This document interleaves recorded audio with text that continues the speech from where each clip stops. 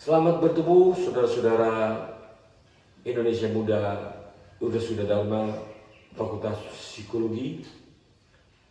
Saya hari ini bertemu dengan Anda, walaupun dengan cara begini.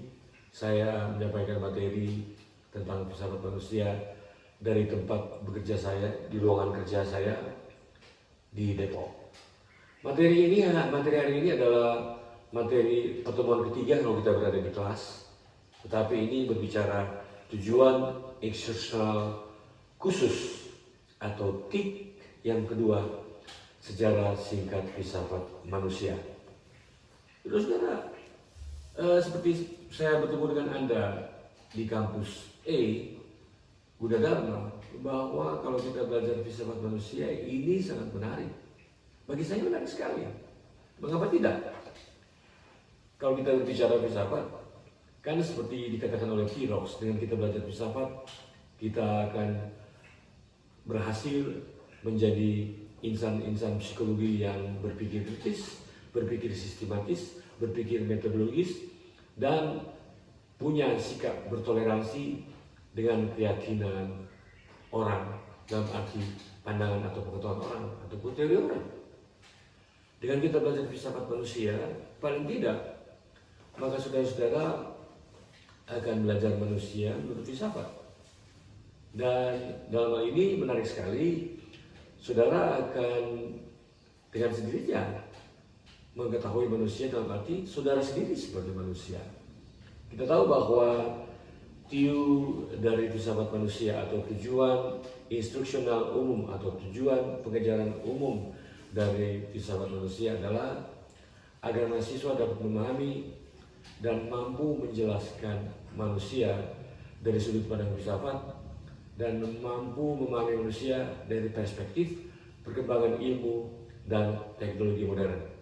Nah, dengan demikian, saudara-saudara akan dikenalkan oleh filsafat manusia ini berdasarkan titik-tiknya yang tersusun dari mulai kita mengetahui apa itu filsafat manusia, sejarah singkat filsafat manusia, kita berbicara arti kehidupan sebagai titik yang ketiga, kita berbicara keempat seperti manusia sebagai rational animal, kemudian berikutnya manusia sebagai religious animal, berikutnya manusia sebagai symbolic animal, kemudian kita mempelajari materi jiwa dan tubuh, seterusnya kita mempelajari mind body problem, kemudian kita mempelajari tik tentang evolusi manusia berdasarkan pemahaman baru, dan pada akhirnya kita akan mempelajari materi yang terakhir, materi ke-10, seperti kita berbicara isu-isu kontemporer dikaitkan dengan manusia. Saudara-saudara, kalau kita masuk pada materi tik yang kedua ini, maka patokan yang perlu kita pakai bahwa sejarah filsafat kita terkait dengan filsafat manusia, kita berada pada 3 fase atau 3 periode. Periode yang pertama adalah pada zaman klasik sebelum Masehi sampai tahun 500. Kemudian periode yang kedua tahun 500 sampai tahun 1500 sebagai filsafat abad pertengahan, dan patokan 1501 sampai kemudian kini, masa kini adalah filsafat modern. Nah, disitulah kita akan mengetahui bagaimana perkembangannya. Kita berbicara tentang filsafat manusia. Yang jelas, 3 masa ini merupakan 3 corak yang berbeda. Seperti pada filsafat klasik, ya, kita berada pada ahli filsafat mempelajari manusia dikaitkan dengan corak kosmologis. Dalam hal ini periode 1 itu, periode klasik itu corak kosmologis. Kemudian abad pertengahan itu corak teologis, dan kemudian pada masa modern disebut corak antroposentris. Saudara-saudara, pada masa klasik, dalam hal kita berbicara filsafat manusia, sebetulnya kita akan terarah pada fokus bahwa fokus atau corak masa klasik ini adalah kosmologis. Tetapi walaupun demikian, ada ahli-ahli filsafat pada zaman klasik yang sudah berfokus pada manusia tentang dengan kemampuannya. Begitu. Kemudian pada abad pertengahan kita berbicara hubungan manusia dengan Tuhan sebagai corak kosmologis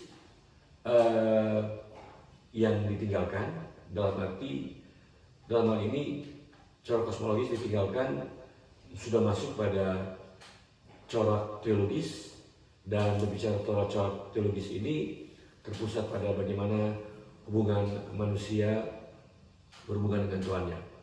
Itu pada corak teologis. Saya tadi seolah-olah kita berbicara corak teologis ada kaitan dengan kosmologis. Maksud saya pada corak teologis, corak kosmologis tidak difokuskan, tidak dikembangkan untuk berbicara pada masa teologis ini, pada corak teologis ini. Kalau tahun 1500 ke atas kita berbicara corak antroposentris, maka corak antroposentris di sini kita berbicara hubungan manusia dalam arti sudah berbicara perkembangan tentang manusia, di mana para ahli filsafat terpusat pada manusia secara individual.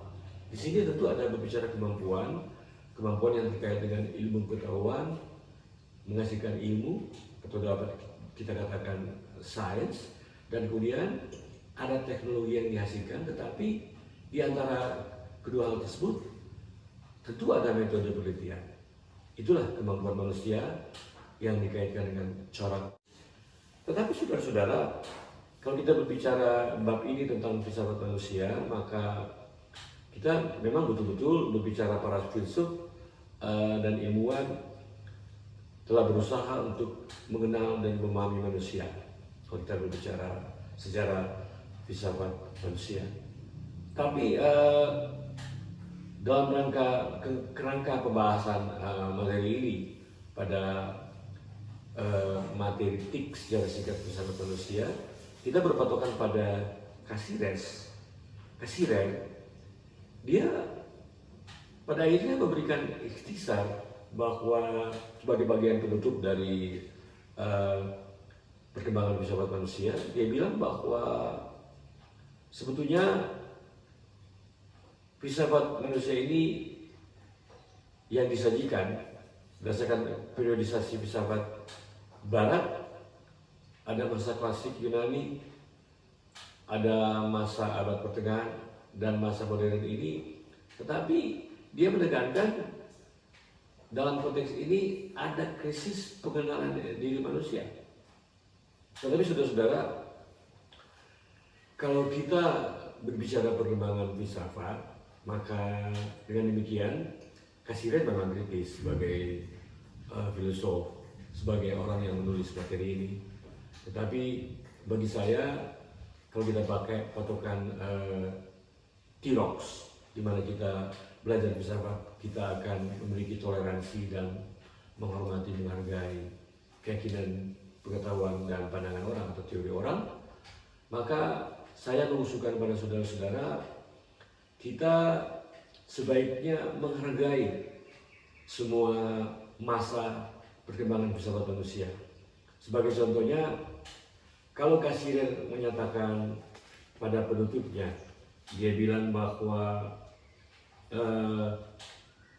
manusia adalah animal simbolikum atau symbolic animal. Dia katakan manusia sebagai hewan yang menciptakan dan memaknai simbol. Kemudian dia bilang bahwa kemampuan memaknai simbol adalah garis demarkasi antara manusia dan hewan. Maka dengan definisi ini, beliau, Cassirer, mengkritik definisi manusia sebagai hewan berakal budi atau sebagai rational animal. Nah, itu sebagai bagian penutup materi ini sejarah singkat filsafat manusia. Tetapi saya ingin mengajak saudara-saudara, jangan seperti dia. Dia memang mengkritik periode dalam arti perkembangan filsafat sebelum dia.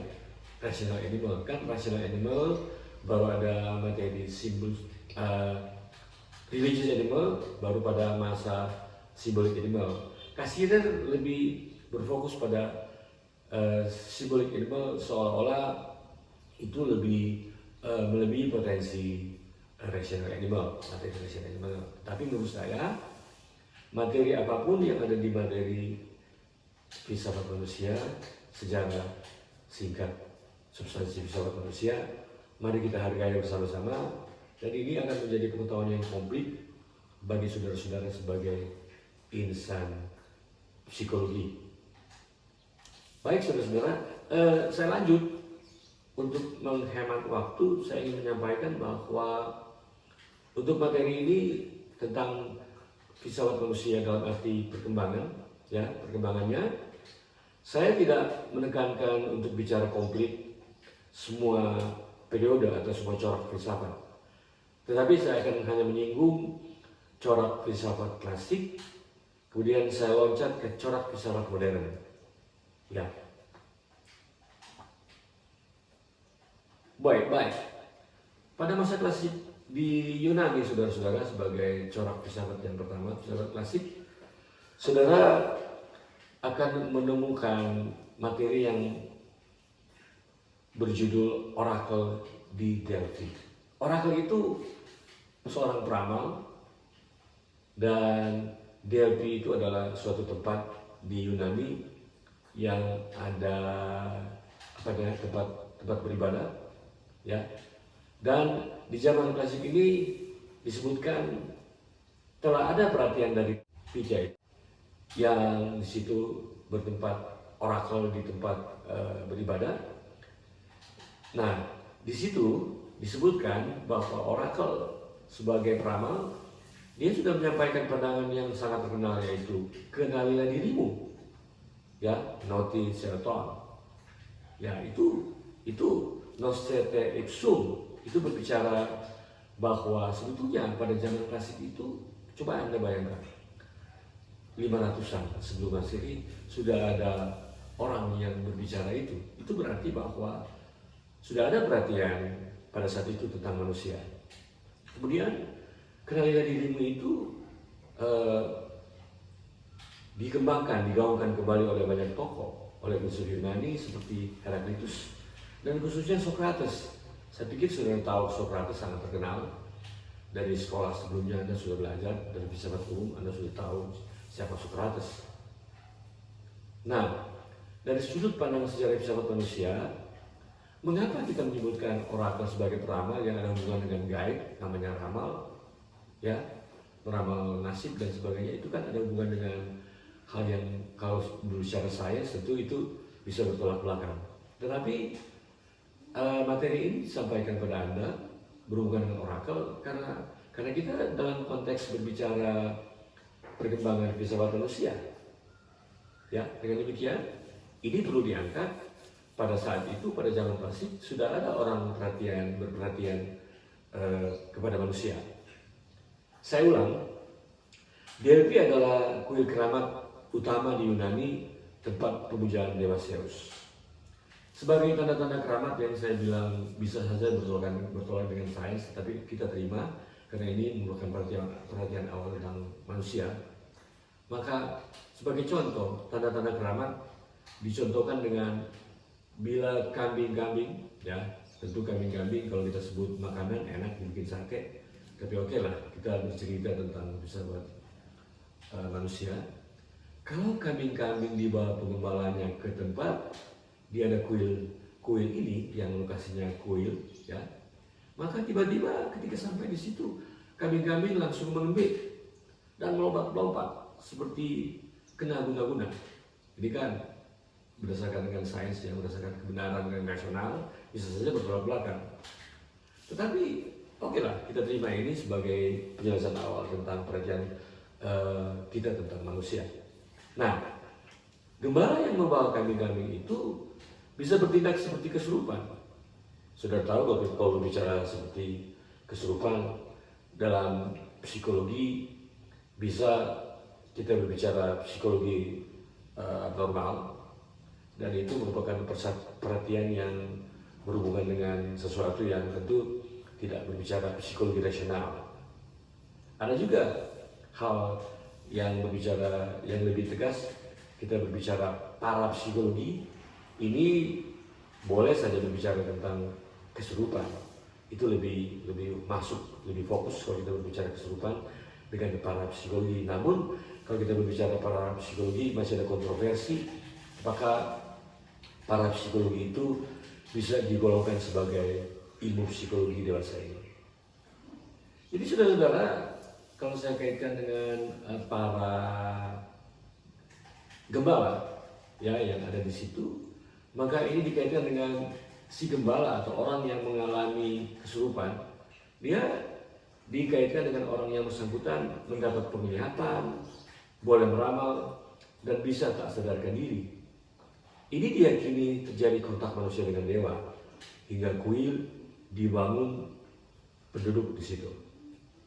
Nah, pandangan pengaruh Delphi tentang konsultasi magis, saudara-saudara, ini tersebar kemana-mana zaman itu di Yunani, di seluruh Yunani, dan banyak orang penting yang malahan dari Raja Emesis dari Mesir, kemudian Raja Solon dari Athena, dan lain-lain, karena meyakini Dewa Apollo sendiri yang bicara melalui mulut orakel peramal, maka mereka datang ke situ.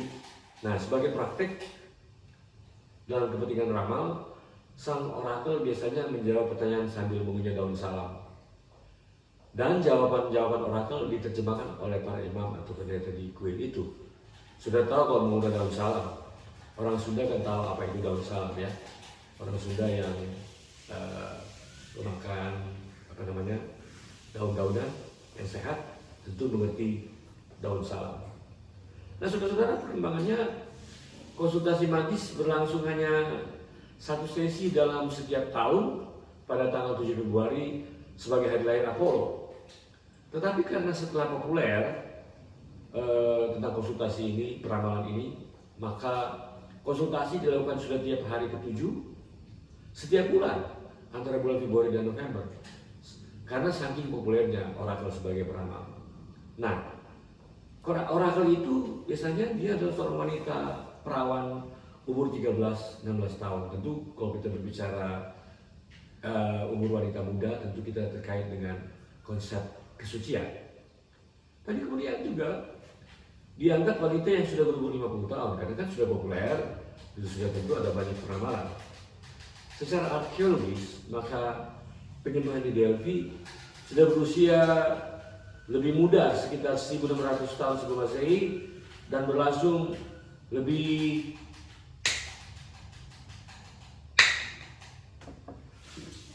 dari 15 abad sesudahnya. Begitu lama. Oke, saudara-saudara, interpretasi peranan orakel untuk meramal biasanya multitafsir.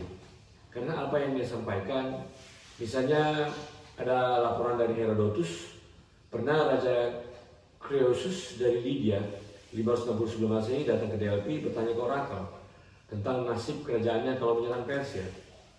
Dia menjawab begini, si orakel jawab, jika Anda menyeberang sungai, sebuah kekaisaran besar akan dihancurkan. Iya dong, pasti begitu kan? Secara rasional, secara dengan kita memakai pandangan yang memakai akal pikiran, maka kalau dua kerajaan berperang kan pasti ada yang kalah, begitu ya, betul kan? Tapi orakel percaya, orakel yang berbicara itu dipercayai oleh Raja Croesus, dia percaya itu, dan memang betul. Pada waktu selesai perang, ramalan orakel benar, tetapi yang kalah adalah kekaisaran Lydia sebagai kerajaan yang berhubungan dengan Croesus sebagai raja. Betul kan? Ada yang kalah. Tapi bisa saja kalau kita berbicara teori kebetulan, bisa saja memang kebetulan bukan berdasarkan ramalan yang begitu. Tetapi pada kenyataannya memang raja dari Lydia itu kerajaannya kalah berperang. Oke. Yang jelas, mengapa kita berbicara peramalan ini? karena kita sudah berada pada suatu saat di mana di Delphi Oracle sudah juga mengeluarkan kata-kata kenalilah dirimu. Ya, ini diyakini sebagai kata-kata sang dewa sendiri yang bermakna pertama-tama kenalilah dirimu, selamilah rahasia dirimu sebelum dan menembus rahasia alam semesta. Benar kan? Kita berbicara alam semesta itu kosmologis, tetapi kita harus mengenal dulu menurut pandangan klasik ini siapa manusia itu sebelum kita menembus rahasia alam, di mana pada masa klasik itu coraknya fokusnya udah pada kosmologis, tetapi sudah ada perhatian pada manusia. Nah, kita sampai pada masa klasik ini dengan adanya ahli-ahli filsafat seperti Heraklitus. Dia berada pada 540 sampai 430 sebelum Masehi. Dia disebut filsuf atau ahli filsafat Prasokrates yang pandangan filsafatnya tertuju pada usaha mengungkap rahasia kosmos. Ya, ia berteori bahwa jagat raya terbuat dari unsur api. Tetapi saudara-saudara, beliau Heraklitus juga berperhatian pada manusia, terhadap manusia. Dia menggaungkan kembali pesan keramat dari Oracle dari Delphi tentang perlunya pengenalan diri. Dan dengan demikian, dia yakin bahwa mustahil mempelajari rahasia alam tanpa mempelajari manusia, bahwa perlu mengenal diri sendiri supaya menguasai realitas atau vena dan memahami maknanya. Heraklitus menamakan seluruh filsafatnya, aku mencari diriku sendiri. Seperti itu. Berikut ada Protagoras. Saudara-saudara, pemikiran Protagoras sebagai filsuf sofis. Sofis artinya filsuf yang pintar, ya, kritis dan skeptis. Tidak lagi kosmosentris, tapi sudah antroposentris. Bayangkan, sebetulnya berbicara antroposentris nanti masa modern, tapi pada masa itu, pada masa klasik sudah ada Protagoras yang fokus perhatiannya pada manusia. Nah, perhatian seperti para filsuf sekelompok dengan Protagoras tertuju pada manusia dan kemampuan-kemampuannya. Para filsuf itu yang sekelompok dengan Protagoras mengajarkan skeptisisme dan relativitas kebenaran. Mereka tidak percaya akan kebenaran objektif. Mengapa demikian? Kebenaran bagi Protagoras dan kelompoknya bersifat subjektif, artinya tergantung pada orang per orang. Jadi kebenaran itu ada pada orang per orang secara subjektif. Ya, jadi tidak objektif. Kemudian ada Sokrates. Sokrates itu 409 sampai 399 sebelum Masehi. Dia ahli filsafat yang terkenal, ya, di zaman klasik. Dia dalam hal ini tentang persoalan tentang manusia terkait dengan Sokrates adalah patokan yang membedakan pemikiran Sokrates dengan para filsuf pra-Sokrates. Sokrates menolak pemikiran-pemikiran sebelumnya, tapi melihat segala permasalahan lama dalam cahaya baru. Itu berarti ada makna di situ, tidak meninggalkan juga sebetulnya pandangan pra-Sokrates oleh Sokrates ini. Pada Sokrates tidak ada teori kosmologi dan logika independen, tapi yang utama tampil pertanyaan, apakah manusia? Saya boleh ganti dengan lebih mungkin lebih gampang dimengerti. Siapakah manusia? Saya lebih cenderung menggunakan bahasa itu. Dia juga menggaungkan kata-kata Oracle Delphi, kenalilah dirimu sendiri. Dalam buku Plato, Protagoras, Sokrates menguji tokoh-tokoh yang mengajarkan pengenalan diri. Sokrates sangat mementingkan pandangan pengenalan diri dengan memahami dirimu sendiri yang menurutnya akan menghasilkan pengetahuan tentang hakikat manusia. Itu zaman klasik. Saya akan meloncat ke filsafat periode modern. Saya loncat melewati filsafat bercorak teologis abad pertengahan karena waktu pendek. Dan saya ingin menyampaikan bahwa intinya berbicara abad pertengahan, para filosof tertuju, terfokus berdasarkan corak teologis, dalam arti bahwa corak yang dipelajari adalah bagaimana manusia berhubungan dengan Tuhannya, Tuhan sebagai pencipta. Oke, saya loncat ke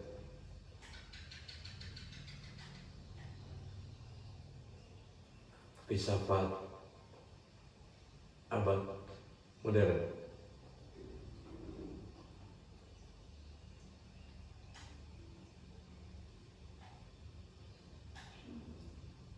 Sekarang sebetulnya adalah bagian kedua yang ketiga berdasarkan materi. Maka ini adalah masa modern. Nah, di masa modern kita terkait dengan filsafat yang nama yang akan kalian temukan pertama-tama adalah Blaise Pascal. Dari sekolah sebelumnya, dari pendidikan sebelumnya, pasti banyak orang mengenal Pascal 1523-1562. Karya Pascal menurut Cassirer disebut filsafat manusia memperoleh wujudnya terakhir yang mengesankan. Walaupun pada akhirnya pada penutupan materi ini filsafat modern sejarah singkat filsafat modern, Cassirer sendiri berbicara kita manusia masih berada pada tahap krisis pengenalan manusia menurut materi ini. Pascal ahli geometri yang dia menyatakan manusia tidak dapat diselami dengan analisis logis ala geometri. Ciri manusia ialah kodratnya yang rumit dan kaya, bervariasi dan mudah berubah. Dia juga bilang, Pascal bilang bahwa matematika tidak mampu menjadi instrumen bagi ajaran yang benar atau doktrin yang benar tentang manusia bagi filsafat manusia. Gitu. Nah, menurut Pascal, logika tradisional dan metafisika tradisional tidak lebih baik untuk memahami dan memecahkan teka-teki manusia. Oke, tapi memang begitu kondisi para ahli filsafat sesudah dan sebelum selalu berbicara yang sebelum tidak lebih baik dari yang sesudahnya. Tetapi saya mengarahkan, saya mengusulkan kepada anda apapun yang kita pelajari sebelum dan sesudah kita timbang sebagai materi-materi yang penting bagi kita, bagi anda yang belajar psikologi. Saudara-saudara, pemikiran rasional, logis dan metafisis hanya dapat mengangkat objek-objek yang bebas dari kontradiksi yang memiliki sifat dan kebenaran yang konsisten. Tetapi manusia itu rumit, tidak serba tunggal sehingga dapat dipahami secara rasional. Filsuf tidak boleh membangun gambaran artifisial tentang manusia, tapi harus membeberkan manusia nyata. Definisi manusia yang tidak didasarkan pada hal yang diperkuat oleh pengalaman kita sebagai manusia adalah spekulasi yang mengawang-awang. Oke. Begitu menurut materi ini. Kemudian masih Pascal.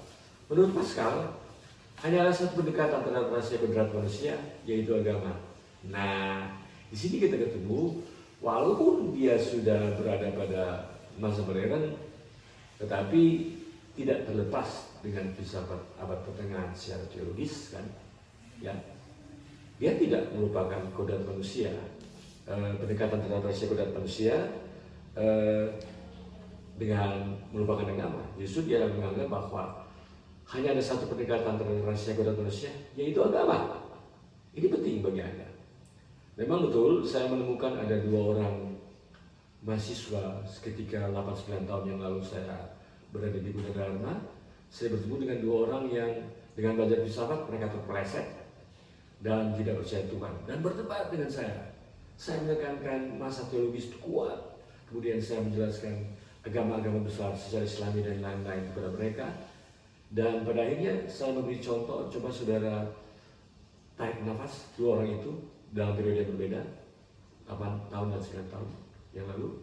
Saya terus tarik nafas, saya bilang nafas itu adalah nafs dalam bahasa Arab yang diberikan Tuhan. Coba saudara tarik nafas, dia tarik nafas. tarik nafas, buang.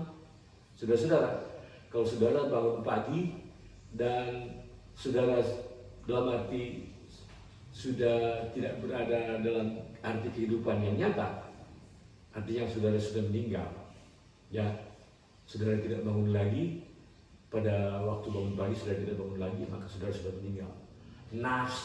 Nafas saudara-saudara sudah diambil Tuhan. Itulah sebagai suatu hal patokan bahwa saudara harus percaya ada Tuhan sebagai creationism, ada Allah sebagai creationism, Dia sebagai pencipta, tetapi tidak dicipta. Begitu. Nah, agama di materi ini menunjukkan kepada kita adanya manusia ganda, manusia sebelum dan sesudah jatuh ke dalam dosa. Inilah patokan penting. Manusia ditadikan menjadi berkedudukan tertinggi, tetapi ya kehilangan kedudukan itu karena berdosa. Manusia kehilangan daya, pikiran dan kehendaknya dan menjadi menyimpang. Menurut Pascal, rumusan lama kenalilah dirimu sendiri yang diajarkan Socrates, Epictetus dan Marcus Aurelius itu menyesatkan, tidak tepat. Coba Anda lihat, ini kan masa perkembangan modern. Tetapi kita terima aja pandangan dia, tetapi pandangan yang lama jangan kita tolak. Kenalilah dirimu yang diajarkan Socrates seolah dia bilang menyesatkan. Saya pakai seolah-olah karena saya tidak bilang menyesatkan. Karena itu kan cara kita mengenal manusia pertama kali. Nah, tetapi Pascal menyatakan bahwa manusia tidak boleh mempercayai dan mendengarkan diri sendiri. Ya, betul.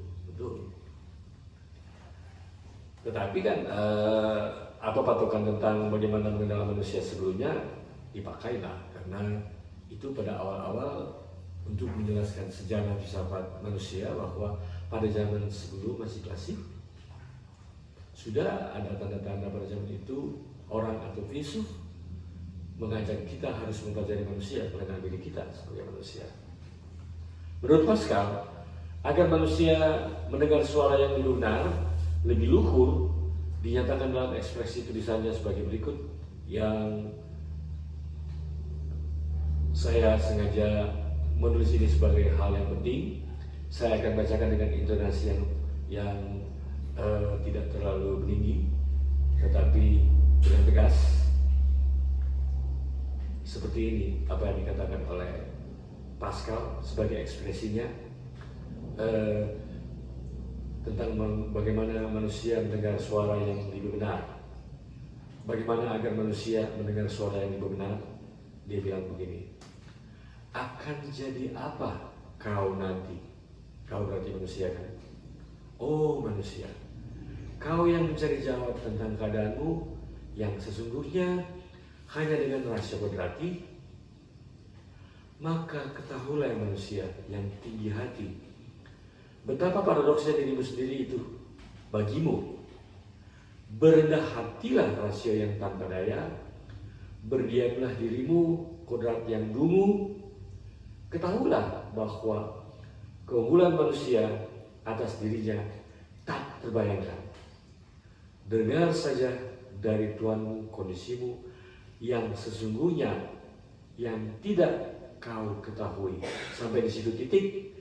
Kemudian dia sambung, dengarkan firman Allah. Nah, ini saya tidak bilang dia sebetulnya pandang enteng filsafat sebelumnya, karena ternyata dia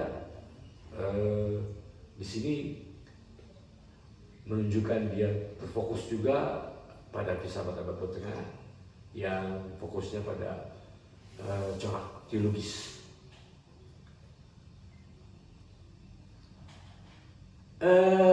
Cassirer mengomentari komentar dari filsuf Pascal ini. Menurut Cassirer, agama tidak dapat memberikan pemecahan semacam pandangan Pascal pada halaman di muka tadi. Orang anti agama menuduh agama itu tidak dijelaskan dan tidak dipahami. Menurutnya, ini yang saya tidak terlalu suka secara filsafati, tetapi kita terima saja pandangan-pandangan Cassirer terkait dengan Pascal yang seolah-olah menganggap agama itu tidak berada pada tempat dalam arti apa yang kita anut sekarang ini, karena mereka terlalu rasional secara filsafati. Karena ini kan berbicara kritik filsafat dan ini berbicara pandangan tentang filsafat secara kritis, secara spekulatif, secara mendalam sampai ke akar-akarnya yang kadang-kadang berbicara terlalu rasional. Tetapi karena kita belajar filsafat menurut Diderot, oke, kita hargai pandangan mereka untuk kita menghargai semua periode filsafat dalam sejarah perkembangan manusia. Ya.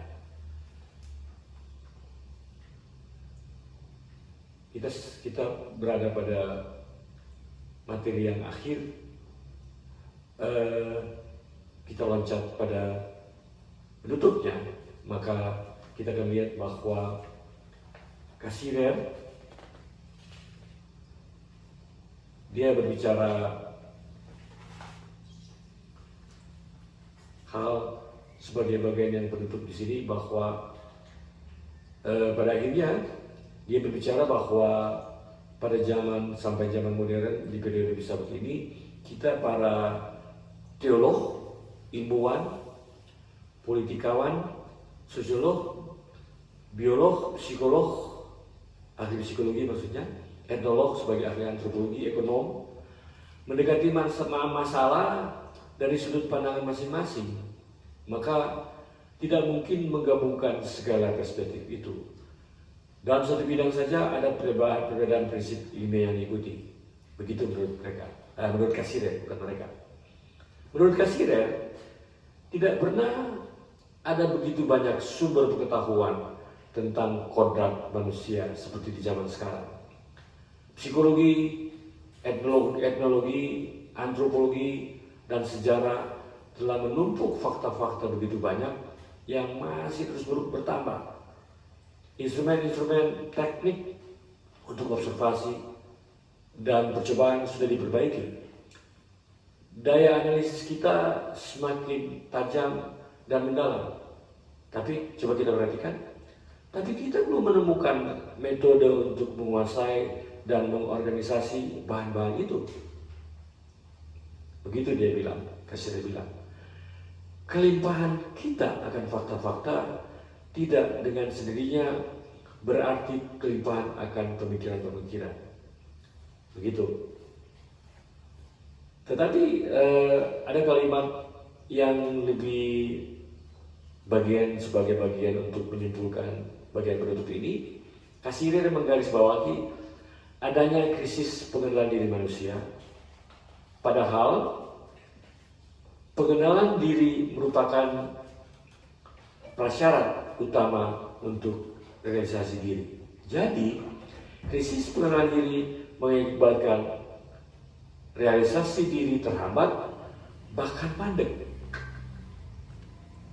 Cassirer mengutip Montaigne yang mengatakan masalah paling besar di seluruh dunia ialah mengenal diri sendiri. Lalu, siapakah manusia itu? Apa hakikat manusia? Menurut Cassirer, manusia adalah animal symbolicum atau symbolic animal, hewan yang menciptakan dan memaknai simbol. Kemampuan memaknai simbol adalah garis demarkasi antara manusia dan hewan. Dengan definisi ini, Cassirer mengkritik definisi manusia sebagai hewan berakal budi atau rational animal. Tadi saya mengusulkan pada saudara-saudara, kita harus menghargai materi-materi sebelumnya. Ketika kita berbicara manusia sebagai symbolic animal, betul Cassirer mementingkan itu. Seolah-olah dia menganggap potensi pandangan di materi rational animal tidak lebih hebat dari symbolic animal.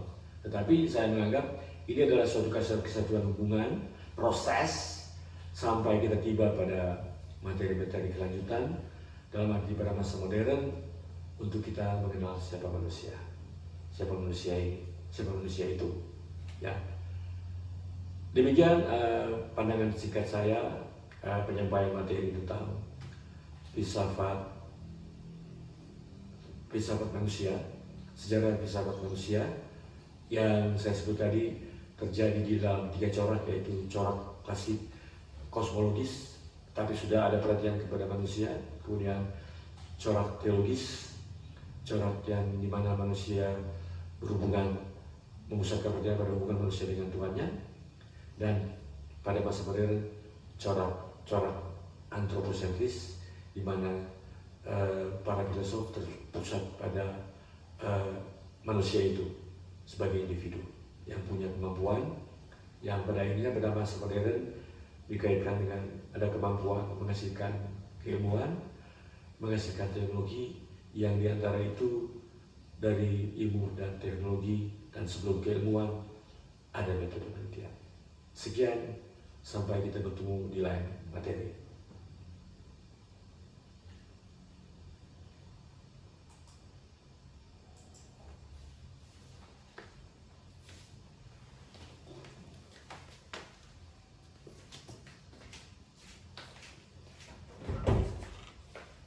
Sudah.